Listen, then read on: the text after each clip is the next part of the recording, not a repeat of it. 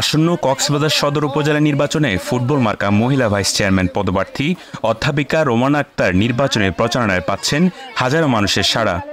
৮ মে নির্বাচনকে ঘিরে ভারোয়াখালী অলিগলি চষে বেড়াচ্ছেন ফুটবল প্রতীকের প্রার্থী অধ্যাপিকা রোমানা আক্তার।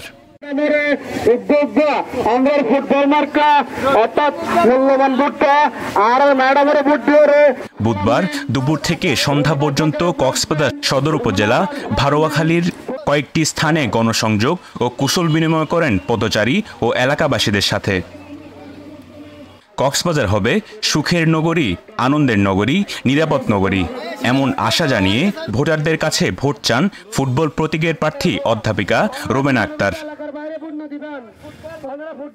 যারা নিঃস্বার্থভাবে আমাকে ভালোবাসা দিয়ে যাচ্ছেন, আমি শতভাগ আশাবাদী যদি আল্লাহর রহমত আমার উপর নাজিল হয়, আমি মনে করছি যে আগামী ৮ তারিখ বিপুল ভোটে ফুটবল মার্কায় আমি ইনশাআল্লাহ বিজয় লাভ করব।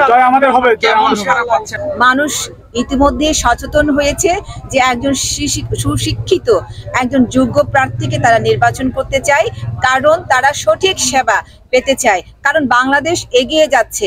কক্সবাজার একটি পর্যটন এলাকা, যে এলাকায় গ্রাম শহরে পরিণত হবে, তাহলে ওরকম একজন মানুষকে তারা নির্বাচিত করতে চায়। সেজন্য মনে হচ্ছে আমার যে তারা একজন দক্ষ, একজন সুশিক্ষিত, একজন পরিশ্রমী, একজন নিষ্ঠাবান মানুষকে তারা বেছে নেবেন।